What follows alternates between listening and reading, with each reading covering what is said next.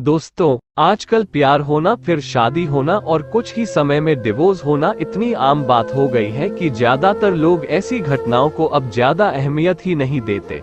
उनकी तरफ से कभी कभी बेवजह ही हो रहे अलगाव को रोकने के लिए भी कोई प्रयास किया ही नहीं जाता। आज की ये कहानी ऐसे ही हो रहे अलगाव की है, जिसे खुद एक पत्नी अपने शब्दों में बता रही है।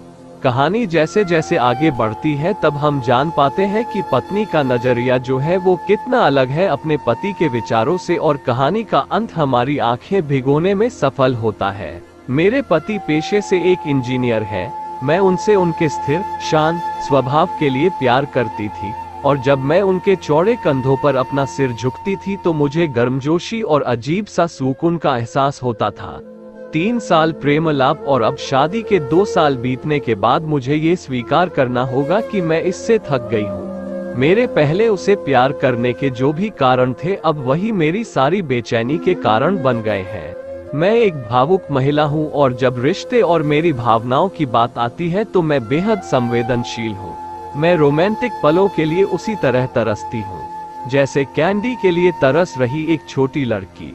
मेरे पति मेरे बिल्कुल विपरीत है। उनकी संवेदनशीलता की कमी और हमारी शादी में रोमांटिक पलों को लाने में उनकी असमर्थता ने मुझे प्यार के विषय में निराश कर दिया है। एक दिन मैंने आखिरकार उसे अपने मन की बात बताने का फैसला किया कि मुझे तलाक चाहिए, और मैंने हिम्मत करके उसे बताया। आखिर क्यों?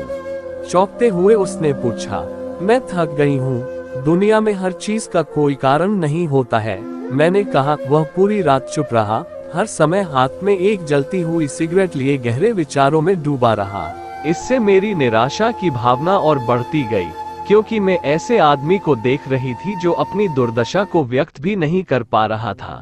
भला मैं उससे और क्या उम्मीद कर सकती थी? और अंत में उसने मुझसे पूछा, मैं तुम्हारा मन बदलने के लिए क्या कर सकता हूँ? किसी ने सच ही कहा है कि किसी के व्यक्तित्व को बदलना मुश्किल है। मुझे लगता है मेरा उस पर से विश्वास उठना शुरू हो गया है। उसकी आंखों में गहराई से देखते हुए मैंने धीरे से उत्तर दिया, मैं तुम्हें एक सवाल पूछती हूँ। अगर तुम्हारा जवाब मेरे दिल को मना सके तो मैं अपना विचार बदल दूंगी। मान लो मुझे एक पहाड़ की चट्टान पर खिला एक फूल चाहिए, और हम दोनों को ये पता हो कि उस फूल को तोड़ने से तुम्हारी मृत्यु हो जाएगी। क्या तुम मेरे लिए ऐसा करोगे? उसने कहा, मैं कल तुम्हें इसका जवाब दूंगा। उसकी प्रतिक्रिया सुनकर ही मेरी उम्मीदें धराशायी हो गईं। मैं अगली सुबह उठी तो पाया कि वह चला गया था, और सामने के दरवाजे के पास खाने की मेज पर दूध के गिलास के नीचे उसकी खुरदरी लिखावट के साथ कागज का एक टुकड़ा पड़ा था, जो पढ़े जाने पर ये बातें बयां करता था। प्रिय, मैं तुम्हारे लिए वह फूल नहीं तोड़ूंगा, लेकिन अगर तुम चाहो तो मैं तुम्हें इसके पीछे का कारण जरूर बताना चाहूंगा। यह पहली पंक्ति पढ़ते हैं मेरे दिल के हजारों टुकड़े हो गए। फिर भी मैंने पढ़ना जारी रखा। जब तुम कंप्यूटर का इस्तेमाल करती हो तो तुम हमेशा सॉफ्टवेयर प्रोग्राम को गड़बड़ कर देती हो। अंत में तुम स्क्रीन के सामने बैठकर रोती हो। मुझे अपनी उंगलियों को जिंदा रखना पड़ेगा ताकि मैं प्रोग्राम को पुनर्स्थापित करके तुम्हारे कीमती आंसू बहने से रोक सकूं। तुम हमेशा घर की चाबियां गुमा देती हो, इसलिए मुझे दरवाजा खोलने के लिए अपने पैरों को जिंदा रखना पड़ेगा ताकि दरवाजा तोड़कर तुम्हें घर के अंदर ले जा सकूं। तुम यात्रा करना पसंद करती हो, लेकिन हमेशा एक नई जगह में अपना रास्ता भूल जाती हो। मुझे तुम्हें रास्ता दिखाने के लिए अपनी आंखें जिंदा रखनी पड़ेगी। तुम्हें हमेशा ऐंठन होती है जब भी तुम्हारा पीरियड हर महीने आता है। मुझे अपनी हथेलियों को जिंदा रखना है ताकि मैं तुम्हारी पेट की ऐंठन को शांत कर सकूं। तुम्हें घर के अंदर रहना पसंद है, और मुझे पता है कि तुम अंतर्मुखी व्यक्ति हो। तुम्हारी बोरियत को दूर करने के लिए मुझे तुम्हें चुटकुले और कहानियां सुनाने के लिए अपने मुंह को जिंदा रखना है। तुम हमेशा कंप्यूटर और टीवी देखती हो, और इससे तुम्हारी आंखों का भविष्य अच्छा नहीं होगा। मुझे अपनी आंखों को बचाना होगा ताकि जब हम बूढ़े हो जाएं, तो मैं तुम्हारी आंखें बन सकूं, तुम्हारे सिर से सफेद हो रहे बाल चुन सकूं, तुम्हारे नाखूनों को बिना तुम्हें चोट पहुंचाए काट सकूं। मैं भी समुद्र तट पर टहलते हुए तुम्हारा हाथ पकड़ना चाहता हूं।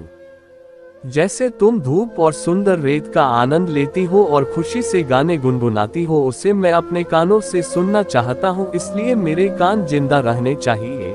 जब तुम नहा के निकलती हो तो तुम्हारी भीनी भीनी खुशबू को महसूस करने के लिए मेरा नाक जीवित होना चाहिए। इसलिए मेरी प्रिय, जब तक मुझे यकीन नहीं होता कि कोई है जो तुमसे इससे अधिक प्यार करता है, मैं तब तक उस फूल को नहीं तोड़ूंगा। और जिस दिन ऐसा कोई आया जो तुमसे इससे अधिक प्यार करे, मैं खुशी खुशी उस फूल को तोड़ लूंगा।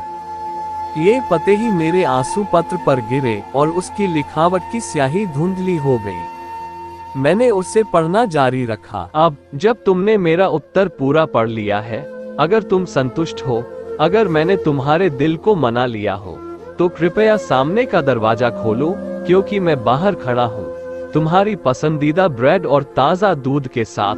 मैं जल्दी से दरवाजा खोलने के लिए दौड़ी और उसके चिंतित चेहरे को अपने हाथों में कसकर पकड़ा और चूम लिया और उसकी बाहों में समा गई। अब मुझे पूरा यकीन हो गया कि कोई भी मुझसे उतना प्यार नहीं करेगा जितना वह करता है, और मैंने फूल को ना ही तोड़ने का फैसला किया। यही जीवन है और प्रेम है। जब कोई प्यार से घिरा होता है तो उत्तेजना की भावना दूर हो जाती है और वह उस सच्चे प्यार को नजरअंदाज कर देता है जो शांति और नीरसता के बीच में होता है। प्यार सभी रूपों में प्रकट होता है, यहाँ तक बहुत छोटे और सूक्ष्म रूपों में भी। इसका कभी एक मॉडल नहीं रहा है। यह सबसे नीरस और उबाऊ रूप में भी हो सकता है। फूल और रोमांस प्यार का हिस्सा हो सकते हैं, पर प्यार नहीं।